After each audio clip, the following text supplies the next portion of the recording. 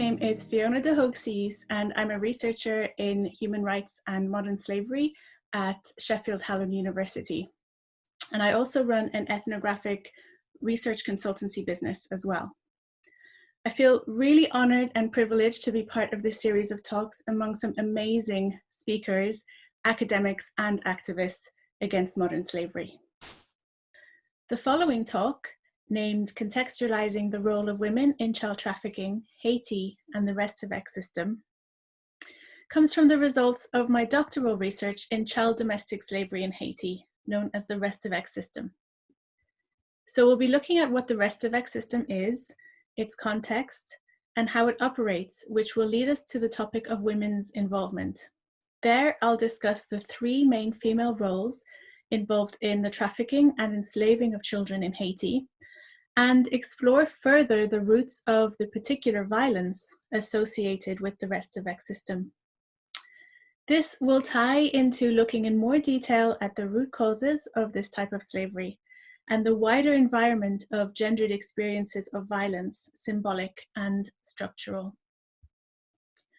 As I will have painted a picture of systemic gender inequality, it's almost inevitable that I turn to men's responsibility and notions of masculinity in the Haitian context as a way to pinpoint the very base of that causal chain that results in the enslavement of children. But first, I'll share a little background on the nation of Haiti. Haiti is the most beautiful and fascinating country in the world, in my completely biased opinion. Rich in history, it's known for its incredible feat in overthrowing colonial powers during the Haitian Revolution, which resulted in its being the first successful slave revolt in the Americas and the first independent Black republic outside of Africa. These events played a part in shaping our modern world and are important not just in world history, but in Black history in particular, as they represent a symbol of anti-colonialism and Black pride and power. As a French territory, Haiti, or Saint-Domingue as it was known at the time, was the world's highest profit-making colony, with sugarcane being the main crop. And this came with unbelievable, entirely inhumane, brutal, violent treatment of the enslaved people. It's interesting to me how this has resulted in humanity and dignity being central pillars in modern Haitian culture, and particularly the paradox found in the existence of the Rest of X system in the midst of these social norms. Other aspects play a part in that, as we'll see, but the emphasis on human dignity and equality is the shining ray of hope through which abolishing the system is made possible. Sadly, today, Haiti is one of the economically poorest countries in the world, and by far the poorest in the Americas. It ranks 169 out of 189 in the Human Development Index, with 6 million Haitians surviving below the poverty line of $2.41 per day, and 2.5 million below the extreme poverty line of $1.12 per day. Of course, there are historical reasons for this, framed within a global context of structural racism that survives to this day, and I'll touch on that a little bit later. The Rest of X system is a widespread practice of child domestic slavery. Children caught in this system are colloquially known as Rest of X children, a Creole word stemming from the French rester avec, meaning staying with, as children stay with people outside of their household, being wider family members or strangers.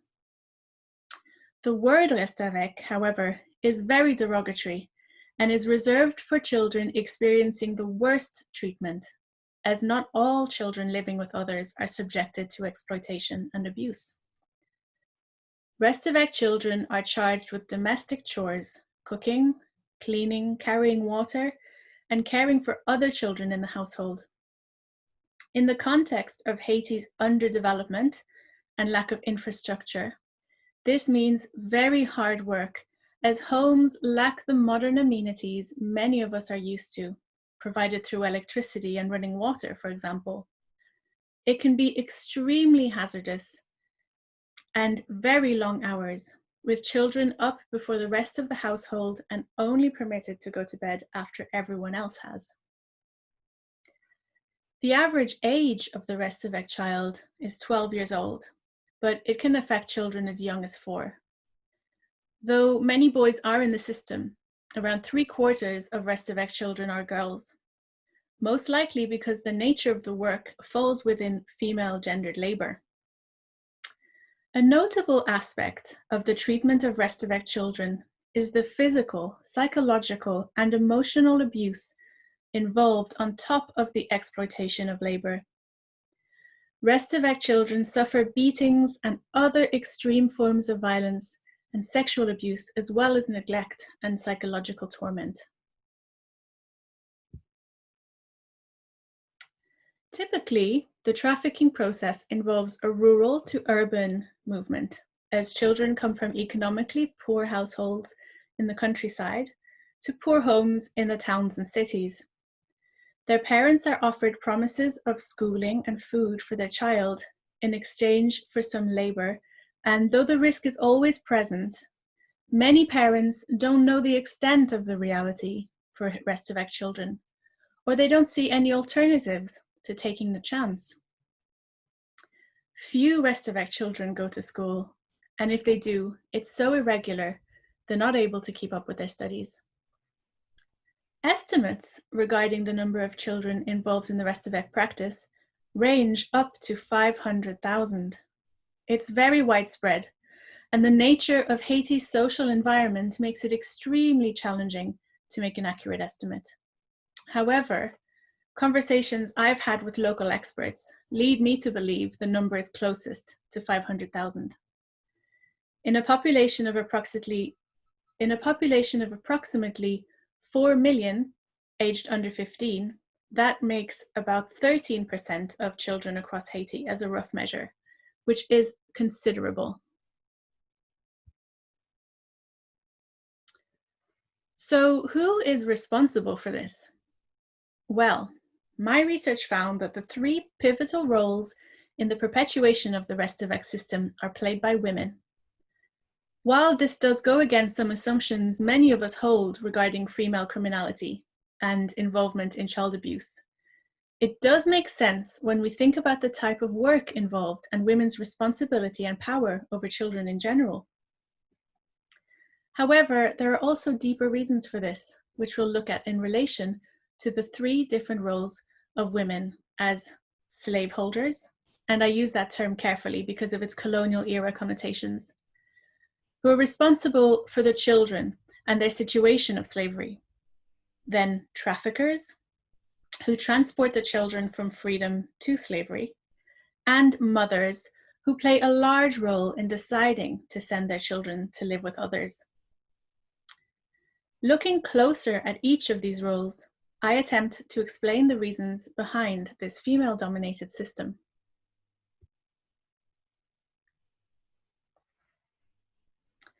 Firstly, looking at the mothers category, we're talking about women in rural areas, which in the Haitian context of lack of transport and road infrastructure tend to be extremely isolated in mountainous regions.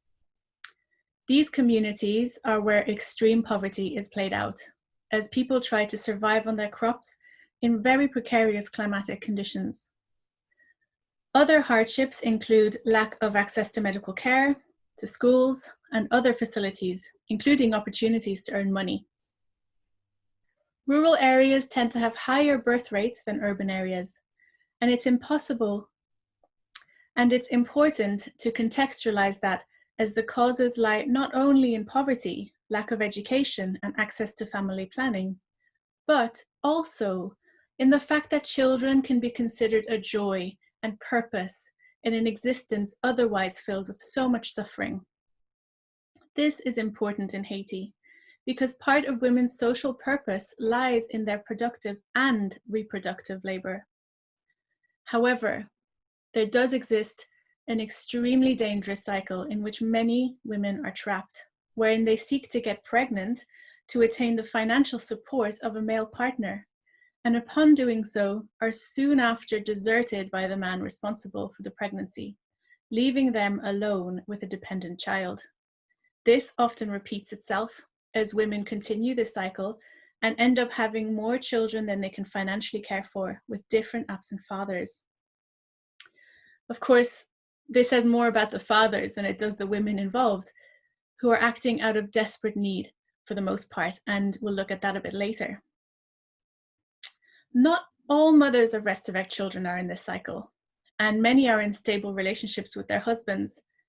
But what they all do share is economic poverty and a perceived inability to provide for their children. And these are the most important factors that contribute to children's vulnerability to trafficking.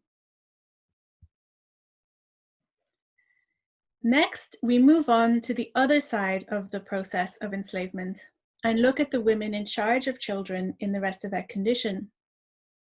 In urban areas, female-headed households, that is, homes without a man present, make up 44% of all households. This is significant because female-headed households are more likely to experience extreme poverty, and women are, for the most part, alone in their responsibilities towards their children. The same cycle, as I mentioned, for rural women exists here, and women can have several children with absent fathers. Apart from other gendered reasons for lack of access to formal employment, such as women being less likely to finish school, often because they fall pregnant early on, women have significant reasons to avoid the formal labor market, namely widespread sexual exploitation and harassment in the workplace. For those reasons, women are largely involved in independent commerce activities, which see them spending very long hours outside the home on the streets selling goods. This is crucial in understanding the root causes of the Restavek system, as women's long absences from their homes create the space in which the domestic help is needed, as Restavek children fill the gap left behind by the woman's absence in the day-to-day running of the home.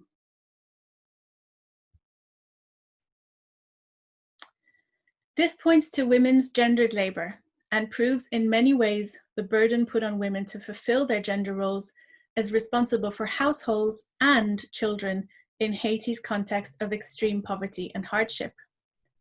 It thus identifies the space for Restavek children to exist, as they fill that gap for women who are not able to stretch themselves across all of their crucial gendered responsibilities. It also goes some way in explaining women's economic dependency on men, for whom paid labor comes relatively easier. Men are also more likely to earn more money than women for the work that they do.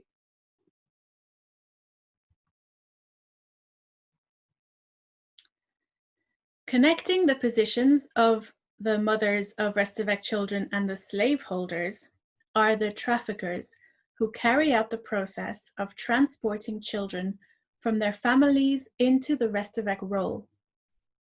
While often the process is undertaken between families, with Restavek children ending up in the homes of aunts, godmothers, or parents' cousins, there does exist an informal structure through which children are also trafficked to strangers' homes.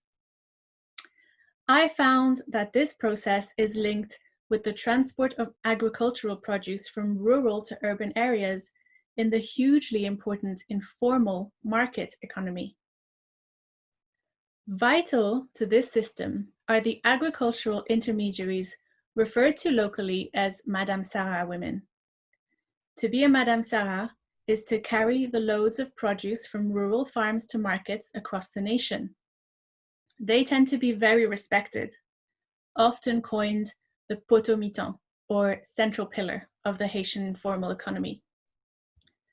My research found that those identified as trafficking children into the Restavek system are part of that group. It must be noted, not the group as a whole by any means. Having an intimate knowledge of both the rural and urban areas in which they operate, allows them to identify the need for Restavek children, as well as those families who may be overburdened with too many mouths to feed.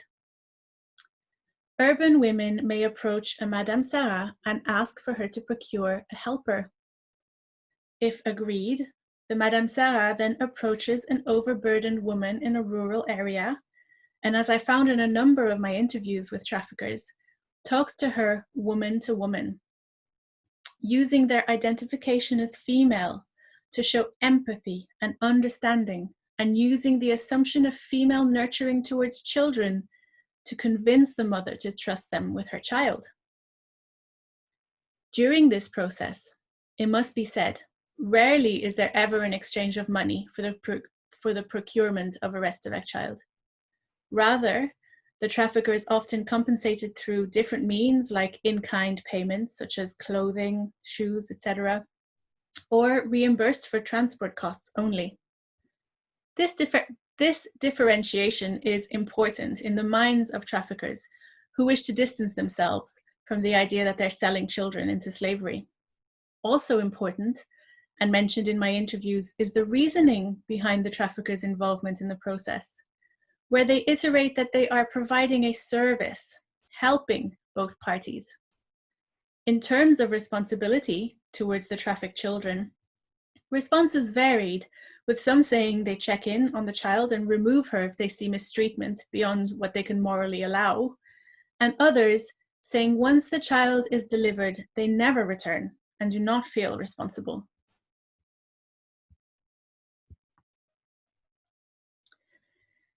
One aspect of the Restavek system which has so far not been explained fully is the level of violence involved and the element of what is described as rage in some of the interviews. It was described that when women beat Restavek children, it's done with a rage and a frustration stemming from the hardship and difficulty of their lives. It's therefore important to dig deeper into these hardships and difficulties which are unique to Haitian women's lives to understand the complexities behind the violence associated with the Restavek system. In order to do this, we must look at the centrality of violence in Haitian society and the ways women experience it in overt physical as well as more subliminal ways.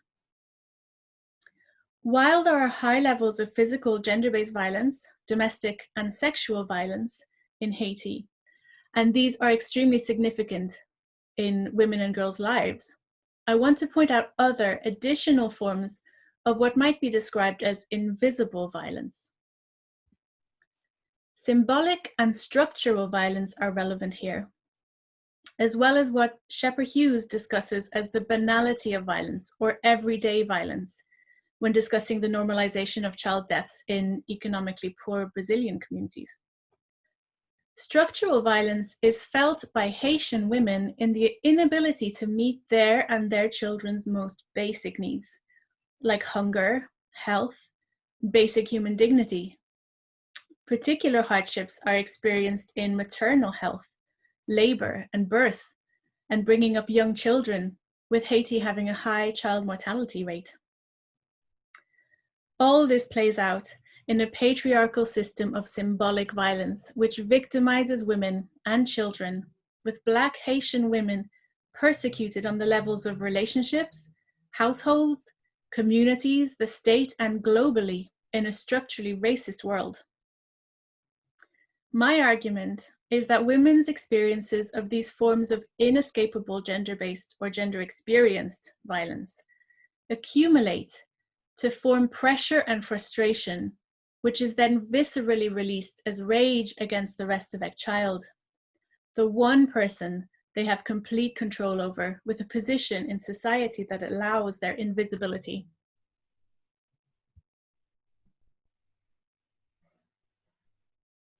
When we discuss gender-based violence or gendered experiences of different forms of violence, such as abandonment and being forced to bring up children alone in such a harsh environment, it's vital to include men in our analysis as those responsible for perpetuating and benefiting from violent patriarchal structures. It's interesting that patriarchal hierarchies are maintained through gender role binaries and sexual divisions of labor, and that these are the very social structures that create the space for Restavek children to exist, as we saw earlier. In the case of Haiti, as in much of the post-colonial world, masculinist notions of gender are rooted in Western thought, positioning male and female as binary opposites. We see this in the playing out of gender norms and behaviors with examples like the macho man, and the fact that masculinity and femininity are conceptualized as opposite with little or no overlap. Femininity is represented, for instance, as emotional only, where concepts of masculinity require men to be rational in a behavior binary that does not allow them to show one's so-called feminine side through the expression of emotion. In Haiti, a culture touched by machismo, this binary is transferred to gendered labor, where men and women are socially responsible for their domains alone, with ridicule ensuing men's involvement in so-called women's work, like cooking and cleaning. This creates a dependency between genders, where, as we saw earlier, women depend on men financially, and men depend on women for their basic needs. This, of course, includes sex, and there are significant power dynamics being played out there. With all this in mind, and an insight into the root causes of the Restavek system as stemming from different forms of violence against women, it's important to consider our topic through the socio-cultural context of complex gendered frameworks, focusing in on the gendered cultural norms and allocations of power Haitians are abiding by. This deeper understanding alone can provide us with an answer to the question regarding the roots of the violence present in women's lives and ultimately in the Restavek system.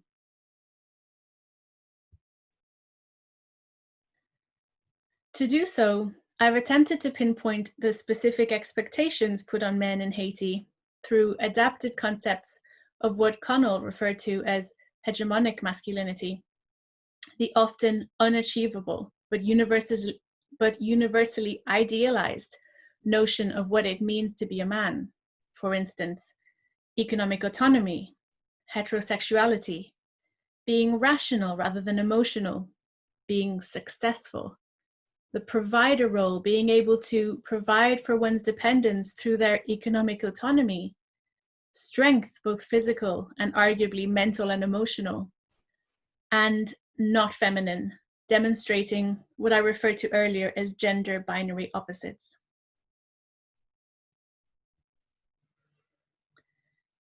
So far, what I've described as masculinity is not seemingly unique to Haitian culture. Sadly, there are few societies on earth that do not root concepts of gender in similar ideology. Interestingly, understandings of gender before the influence of colonialism in Africa were different to what is being played out now, according to insightful historical work by Professor Claire Griffiths. But what is particular to Haiti and countries which struggle equally with harsh economic realities is the scale of men's inability, or failure, if you will, to live up to these masculine ideals, particularly the provider role. The context of hardship and structural violence in Haiti, where there's widespread unemployment, hunger, and a lack of access to medical care, where danger, accidents, and natural disasters are parts of everyday life, there's a present system of sustained and normalized violence. It must be acknowledged at this juncture that the economic and human rights struggles of Haiti are very much the result of a global system of structural racism that has historically oppressed and exploited the revolutionary nation and its people, evident in 2 centuries of foreign interference on political, economic, and social levels. This situation of widespread poverty and marginalization makes it difficult or impossible for men to fulfill these gendered expectations on a personal level. And it is on a personal, intimate level that men's reactive feelings to this failure are played out, manifesting as inadequacy, guilt, and hate on the inside, and erupting as violence and violent behavior on the outside, conduct which they are largely socially permitted to do through understandings of masculine power over women. Interesting, though, are the similarities with slaveholder women's behavior towards Restavek children as coming from the same roots of powerlessness, in this case, in their inability to become economically autonomous and provide. Frustration then can translate into rage as violence is played out against women, the less socially powerful group. It can also play out as behavior deviating from the idealized masculine norm, creating a new, more achievable hegemonic masculinity, where machismo, sexual promiscuity, not claiming responsibility for one's children, spending money on oneself rather than dependence, and being physically and sexually violent are both acceptable and expected as demonstrations of masculinity. Ironically, this battle for power and its assertion between men and women in the context of gender role division, where men are equated with money and women with care, creates a dependency between the two. Women's felt dependency on men is evident in the cycle I mentioned earlier, where women seek men to financially provide, get pregnant, often resulting in women having children to multiple fathers with ultimately no financial security, creating many vulnerable children along the way. Whereas men need women to fulfill basic tasks of self-care and survival, like cooking, cleaning, washing clothes, and taking charge of the care of children.